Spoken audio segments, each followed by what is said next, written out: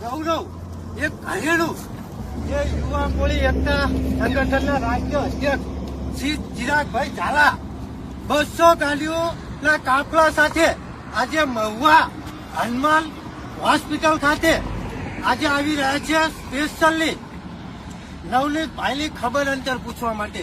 એટલે ખરેખર એક ગૌરવની વાત કહેવાય કે છેક 550 કિલોમીટરથી જો 200 ગાડીઓના કાફલા સાથે આવતા હોય એટલે એમને સમાજ માટેની કેટલી પીડા હશે, સમાજ માટેની કેટલી ભાવના હશે.